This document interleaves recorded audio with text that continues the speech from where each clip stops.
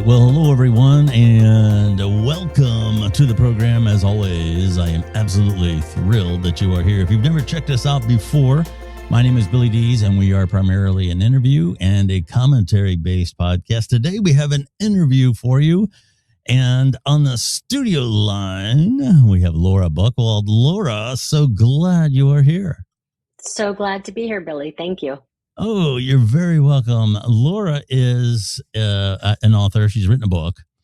And, we're coming off the holidays. And that can be a tough time for anyone. A lot of times, especially as we get older, loved ones pass away. And it's not just holidays, but different anniversaries. If you had a special day, like on the 4th of July, that you always went fishing with your father or whatever, and then all of a sudden that person is no longer there, it can be very difficult. And we remember loved ones during those times, very acutely, ones who have passed. And what Laura is kind of saying, in essence, is what if you could have just one more meal with them? That was the longing for podcast host and author, our guest today, Laura Buchwald, in her new book, The Book of Reservations. And it's been said that Laura brings to life a lovable, eclectic cast of characters and a protagonist. It's easy for me to say, a protagonist who can talk to the dead. So let's start there, Laura. Just a little bit about you. Where are you from? Where do you hail from, as they say? I hail from New York City, and I live here currently. I've done stints elsewhere, but I'm in Manhattan, in Chelsea. Oh, okay. Anything interesting going on in New York these days? Oh, yeah, a couple of things. I don't know. I keep seeing these headlines come across my feed, but yeah. That's fine. Did you always aspire to the arts, writing, movies? Is that something that's always been in your blood? Absolutely. I've always been a writer since I could first hold a writing implement. And, didn't necessarily aspire to write novels until the predecessor to the Book of Reservations. But I've always I've always gravitated toward the arts and media, and have dabbled in all kinds of writing, from screenplays to plays to self-indulgent poetry to short stories and now novels. Yes. The premise of the question that you have, what if you could have just one more meal with, your loved one? Is this an idea? Is this something that you have felt throughout your life and felt that, is this what inspired you to write the book? I was inspired. Well, I'll get to what inspired me to write the book, but that concept has been with me for quite some time. Okay. I really want to believe, and so I do, that death is not the end, and that our loved ones are still around us in some form. And it was actually on a trip to New Orleans that I visited a restaurant that had a ghost table. My book is part of the Ghost Table trilogy. So the idea is that my protagonist sets a table every night for her departed loved ones. I just loved that idea. Of welcoming our departed loved ones back into our world however we could. And, I've thought a lot about grief over the years. I've grieved a lot over the years. And just this notion of being able to connect again, one final time, but I don't like finals. So just being able to connect again is part of my motivation for writing this series. You mentioned your beliefs. How, when you're writing something, how do you remain objective about, and it's pretty near impossible for Einstein struggled with it. Okay. So if someone like that can struggle with it, any of us can, but how do you sometimes try to stay objective with what's possible in a story or what may be possible in our own lives with what you want to be true? We all would like to meet, a loved one again. Is there ever a conflict there? There is. I actually built a conflict into the Book of Reservations in that my protagonist is very much a believer and has this ability to communicate with spirit. Her partner is stubbornly pragmatic and rational, and does not believe in or care to indulge in any of that. So I got to sort of exercise that that contrast. So I was able to think about my beliefs and my hopes, and also think about, of course, I have people in my life who are skeptics or who are just disbelievers. So I was able to sort of dive into both lines of thought, and it was interesting. Yeah. And I really got to explore. I got to explore my beliefs, and also explore from the other side, why people would be so skeptical or so belittling of these beliefs. Yeah. And I do understand it entirely. Yeah, the word skeptic, at least as it relates to how I view it, is it gets a bad rap because I think there's a lot of good evidence for an afterlife, although we can't draw a conclusive line scientifically, but so far. I've interviewed, for example, a lot of hospice nurses, one in particular who was a skeptic and a disbeliever before she was a nurse before, but when she started working in hospice, it turned her around. She now believes that there is something afterwards because there seems to be such a consistency in how people have a tendency to transition during that time. And she's had so many cases where, a lot of times people say, well, it's the drugs, it's the pain medication. But they were perfectly lucid. Otherwise, they knew where they were. They knew what time of day it was. They knew the people that were actually in the room. Perfectly lucid, but at the same time aware of something else that was in the room. And she said, it really spooks you. It really, because you believe them at that point. It is so convincing. Have you heard stories like that? Yeah. I have absolutely heard stories like that. And, for the same pain medications to affect so many people in the exact same way is fairly apocryphal. So, I love that idea. I've been in hospice situations with people and seen them react to forces that we couldn't see. And I love that idea that as they're nearing their transition, their departed loved ones come through to welcome them and to help them make that transition. I just got chills. I think that's a really beautiful notion. And I'd be so interested to hear more from this hospice nurse about her experiences. But I know people who've worked as hospice nurses who've had fairly profound experiences as well. So I think there is something to that. And I love that you're not a skeptic. Yeah, well, in the classic sense, no. No, here again, I'll reference Einstein once again. He said, "Never dismiss anything. It's a path to being wrong." Eventually, never dismiss anything. Grief is a tough emotion, and I've heard a lot of people talk about it in different ways. I think probably one of the biggest fallacies that I hear is, time heals all wounds, and sometimes it doesn't. It may get to the point where you have it under control, and you move on with your life. But there's always going to be a certain longing with some individuals, depending on who the person was and how they died. Sure. Can you talk about grief a little bit as you understand it? Yeah, I mean, I find grief is such a mercurial process.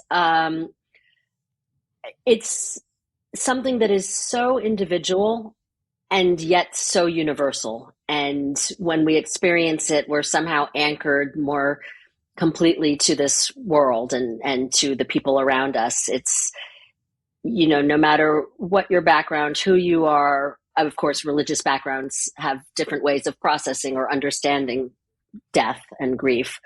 But it's something that we all experience. It's something that I think pretty much every warm-blooded mammal experiences.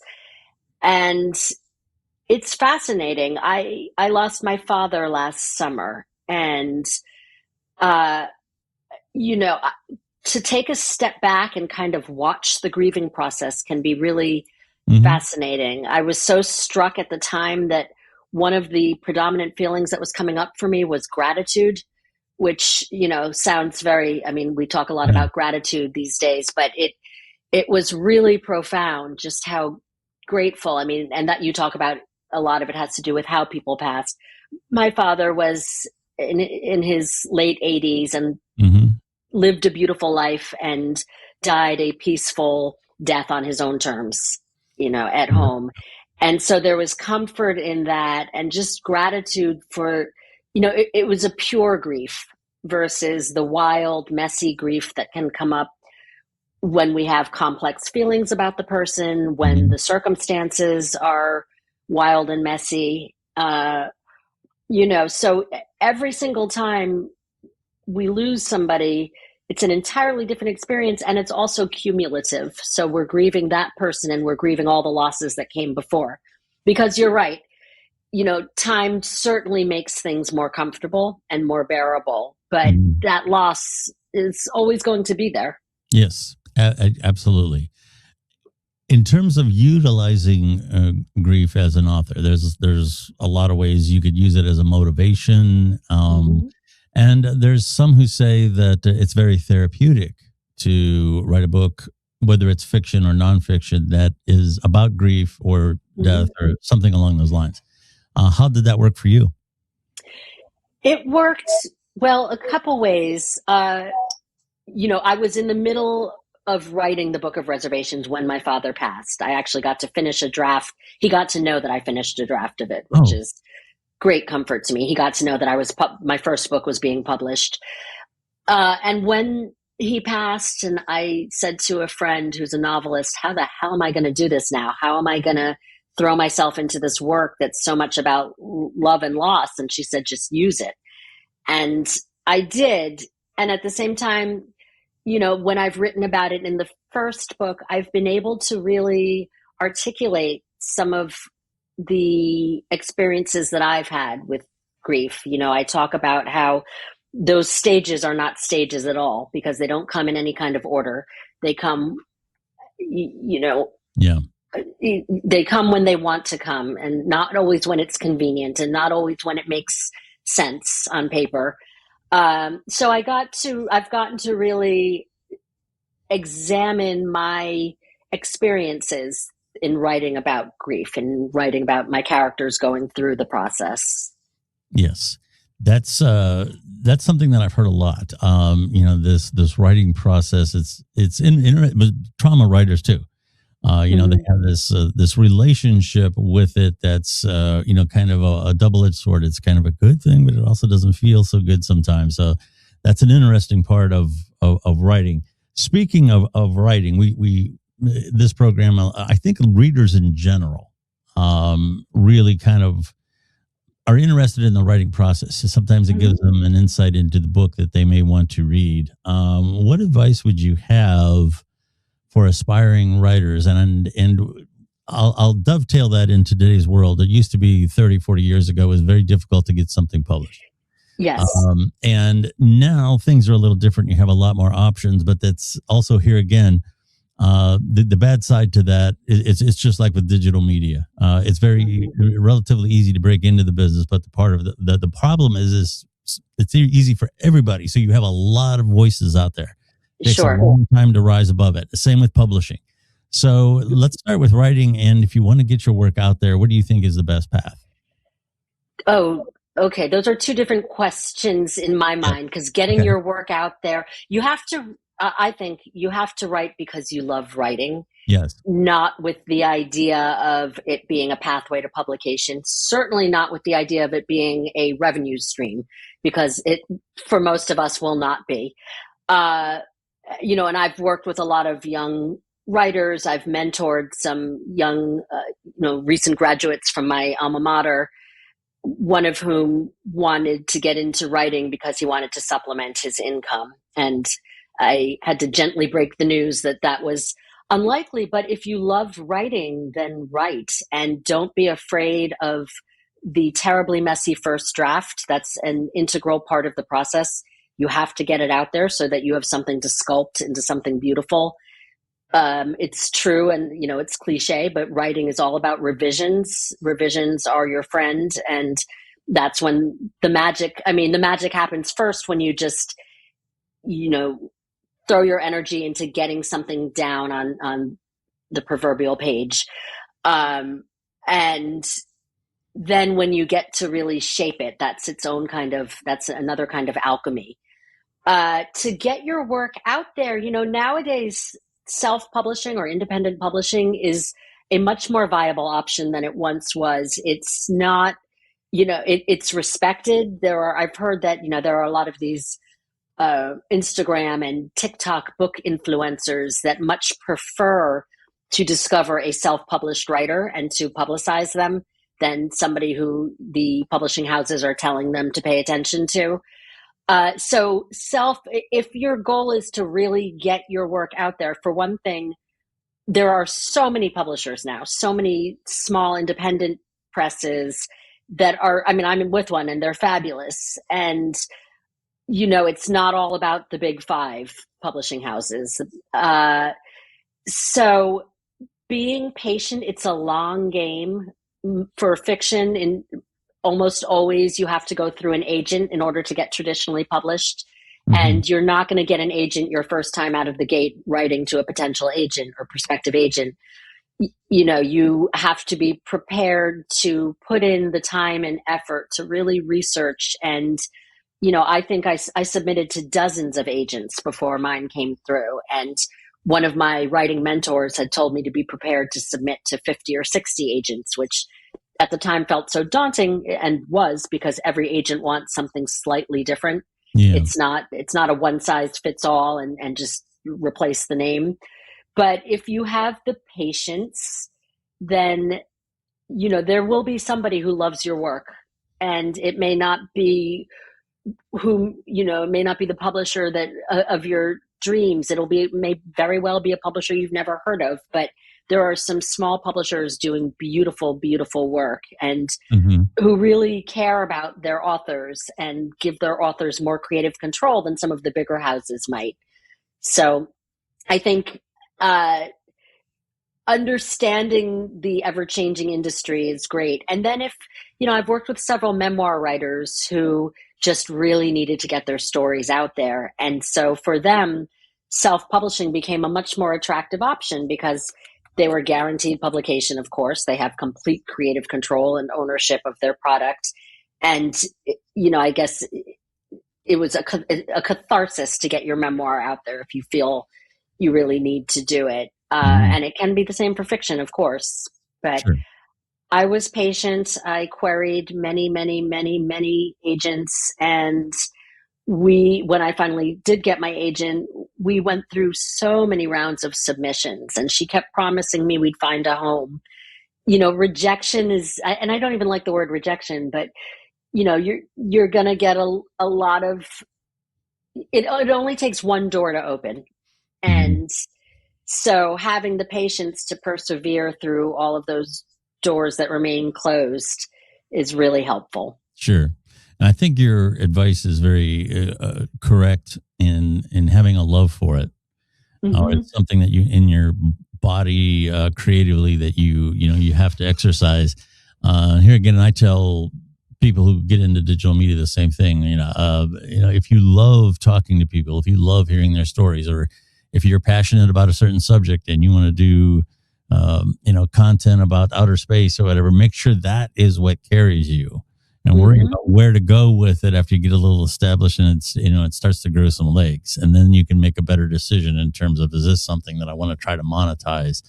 Right. The creative juice flow, as it were, has to be there. Go ahead. Were you going to say something? Oh, I was just going to say that what you said about, if it's a topic that you love, also advice for writers is to write what you love and what you want to read. If you try to meet what you think are the market's demands, or, what you think is, or perhaps what is selling really well in fiction nowadays, if it's not a milieu that makes sense for you to be writing in, it's going to come across. If you love what you're writing, that's going to come across too. Yeah.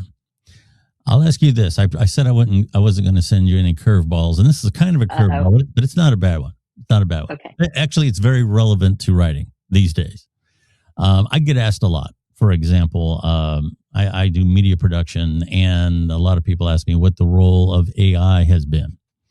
And quite frankly, I think in the parts that are creative, when I'm working with a client and I'm outside with them creating content, asking them questions and putting something together, I'm going to say minimal.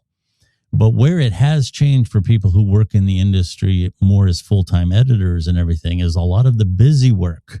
When the taking out the fluff, the bad takes, fixing the bad color, all that stuff can be done by AI now. And then it's good in the sense that the creator can concentrate on the parts that really make a difference. Sure. But it has narrowed the field in terms of billable hours and as many people that can work in it. And I would venture to say that that's similar for writing. Have you seen an impact? Yes, absolutely. And in fact, my early freelance jobs were all the busy work that is now being replaced by AI. One of my first freelancing jobs was with Simon & Schuster. I was reading manuscripts and writing coverage. They don't need a human being to do that nowadays to get the gist of a story. Yeah. And I'm not saying Simon & Schuster uses AI. I don't know, but I know some of the agencies and production companies use it to read scripts and do breakdowns of characters and plot summaries, certainly. So that was, I was paid to do that 100 years ago, but I was paid to do that. And also I'm an editor and a copy editor and a proofreader. That's all stuff that's being done by AI, though I would caution to always, always, always, if you're using it in that way, double check and put a human stamp on everything. I hate the idea of it being used to generate creative content, as I think any creator should and would hate that idea. I do use it for research purposes. Mm-hmm. My books are set in, the first one's 99, second one is 2000. The one I'm writing now is 2003. So if I want to know what, an overview of what personal technology was like in 2003, it's easier to ask AI. I still verify everything that comes my way because, I've seen absolutely wrong answers come through AI before, which is sort of a relief in a way that we still do need a human being. I know it's getting smarter, but yeah. Well, I think that's a great answer. I think that you have to have your touch on everything, and that's part of a writing discipline. And I know that that's something that you talk about. I have a friend who's a humor writer. Her name is Dorothy, and I asked her one time, "What do you do about writer's block?" And she said that writer's block is a convenience that amateurs have. I love that. Yeah, she said that if her post is due, she's got to come up with something, and that's it. So you sit down and write it. I know you've said something similar in some of your show notes here. I wanted to ask you about the writing of discipline and research and everything. All is part of that. There's no easy way, even with AI, to just produce something great, right? You have to be disciplined at it. You have to be disciplined. You have to, right now I'm writing my way through a very messy first draft of the third book in this trilogy. Well, I'm actually first and a half draft because I've done some revision. And you have to give yourself permission to do that. I don't have as tight a deadline as your friend Des on her work, I'm sure. I have a sort of a vague deadline, but one that I really want to meet.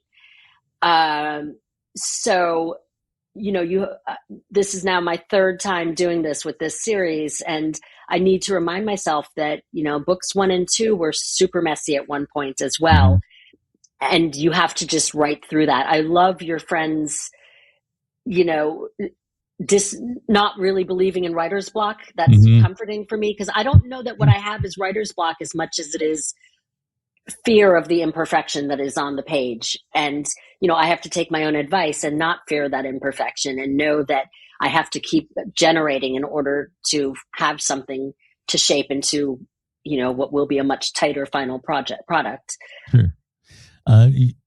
I've had writers tell me, and I'm sure it varies, is setting a schedule for writing. Like say, for example, noon to 3:00 every day. I've got to write. That's when I write, and I can't get, I can't have other plans. And if I'm not particularly inspired in some way, I still have to write. Does that work for you, or do you just? Are you one of those people who wakes up at 1:00 in the morning and say, "I got this great idea," and you have to go write it? No, I'm somebody who will occasionally wake up at 1 with an idea that I'll messily write down in a notebook next to my Okay. bed. But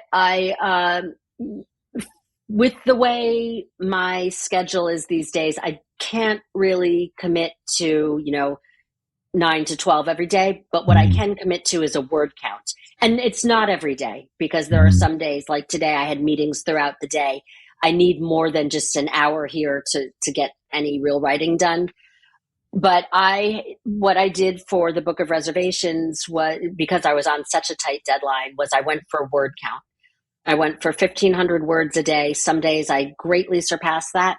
Other days I fell short, and I got it done. So that's, I've spoken with writers, some who do the schedule, some who do the word count, and some who only write when they're inspired, which I treating this as my full-time job. I can't only write when I'm inspired. I have Yeah. to create the inspiration. I will look at my week and see, okay, Wednesday I have this huge chunk of time that's going to be my writing time, and I'll write it into my calendar, but I can't do a consistent everyday schedule. Sure. Speaking of inspiration, how's this for a segue? Yes. Speaking of inspiration, they're in New York. I mean, obviously, there's a lot of Statue of Liberty and Empire State Building and all this other stuff. A lot of historical places, and you talk about the restaurant culture in New York, and everybody thinks of New York steak, New York pizza, this, that, and the other thing. Mm-hmm. When you talk about the restaurant culture of New York, what exactly is that? Well, so the restaurant that inspired this series was a very neighborhood, not necessarily a destination, but a very comfortable neighborhood place. And I love those places where you can walk in any night and know half the clientele, and you know all of the people who work there.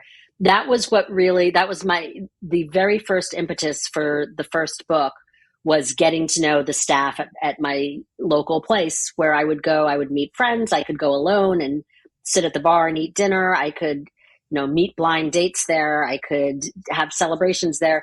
It was my spot. And I really got to know the staff and the way they operated as a family, as a dysfunctional at times family. So I love the New York City neighborhood places. I love that we can pretty much get any cuisine under the sun here. Mm-hmm. So the restaurant in the Book of Reservations is a New Orleans themed restaurant. I love New Orleans food, and I love New Orleans, and sure. I love their restaurant world as well. The tie into the spirit world is that, they say that restaurants are one of the places that can attract a lot of spirit energy, because on any given night you have the gamut of human emotion and human experience, under one roof. And it's emotional energy that allegedly attracts spirits. So there's that. And like you said, there's so much rich history in New York, so many very old buildings that have seen, so many iterations of restaurants or speakeasy back in the day, or, banquet halls. And that's what the place that this was based on actually had been, all of those things. And I just think we have, and I know a lot of them have shut their doors in recent years and will continue to, but we still have some really great old school places that I so greatly appreciate. Whenever I travel, that's what I'm drawn to, is the old school classic places in any city or town versus, the up and coming brand new Michelin starred, places that are making a splash. I appreciate those as well. Sure. I like old school. Well, you make an interesting point. I took an interstate trip last summer. We drove from Ohio down to Georgia. And it's been a while since I drove that long interstate. From the last time that I traveled, what I noticed was everything was the same. It was the same restaurants, and even like the attorneys that have all the, if you have an accident, the names changed, but the style of the billboards, the style of of the ad, everything was the same. It's all it's almost like there's this agency that is running certain parts of what you see in the world now, and the local places that used to give culture, traveling, like you said, New Orleans and places like that. They seem to be kind of getting squeezed out, and I think that's kind of sad for our society that's happening. It's very sad. They're the places that give a place flavor, that give a town flavor, and the places that endure over decades, that's it's like a time capsule, and it's sort of telling the story of a town or a city. Yes. So I hate that they're being, and it's happening here too, franchises and chains are everywhere. I mean, this charming little part of the village where there is still a couple of old school restaurants there, but there's now a P.F. Chang's right on this block. And there's, these big national chains that to me look so out of place among these historically landmarked buildings and, restaurants that have been there for decades and decades. Mm-hmm.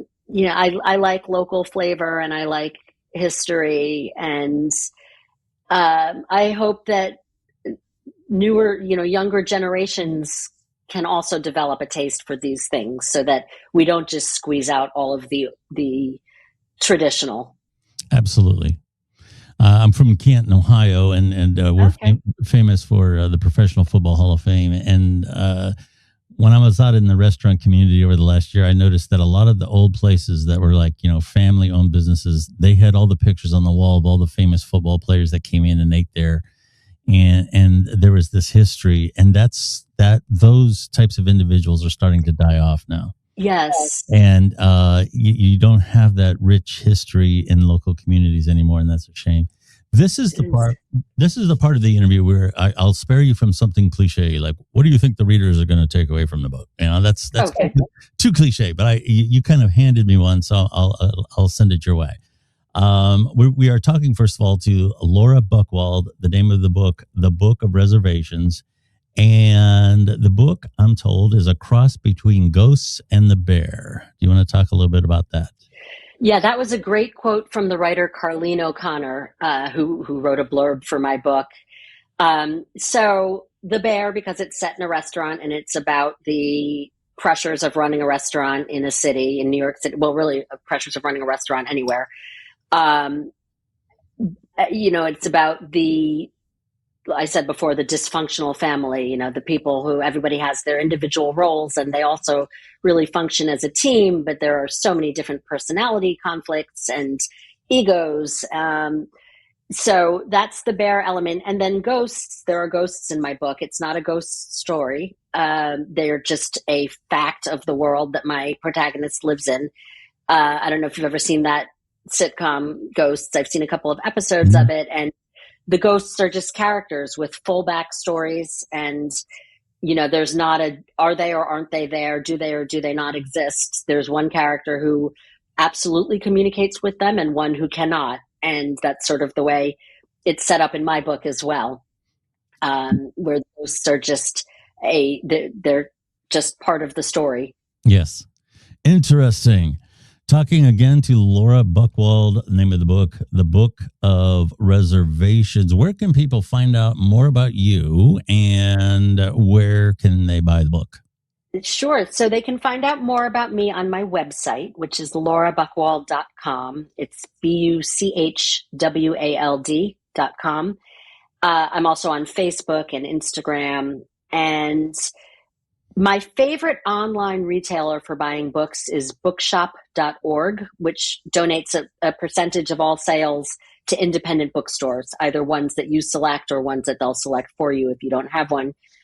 So that's where I encourage people who are going to buy it online. It takes maybe 2 days longer than Amazon, and it's just a really excellent cause. You can also go into your local bookstore and ask them to order it for you, and they'll be able to do that.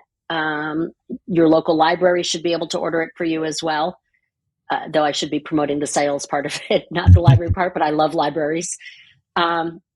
So any of those places, and of course, Amazon. Sure. Well, Laura, very insightful conversation, especially about the writing and everything. Thank you so much. I wish you nothing but the best with the book, and do stay in touch. It's been a pleasure talking to you. Thank you so much for coming on the program. Thank you so much. This was wonderful. Oh, great to hear. My name is Billy Dees. You can find the Billy Dees Podcast pretty much anywhere online in terms of podcast platforms. We are on all of them, large and small. We've got about over a 10-year history now with the show in its current form. So very easy to find. As far as social media goes, I got to say, I know it's gone through a lot of changes, but X, which is the former Twitter, in terms of breaking news, trending topics, so real-time stuff, which ties into podcasting so well, it still works very well for me. So that's kind of like my social media home. You can find me there at Billy Dees. Thank you so much for listening to the podcast, and we will talk to you again very, very soon. Thank you.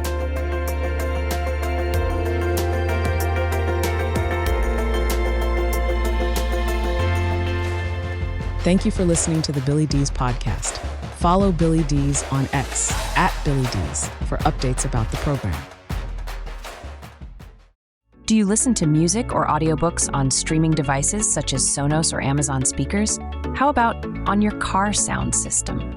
If you use Spotify, Audible, or Amazon Music on any of these systems, you can also listen to the Billy Dees Podcast the same way. Billy and his team go the extra mile to make sure our podcasts sound as good or better than anything on the radio.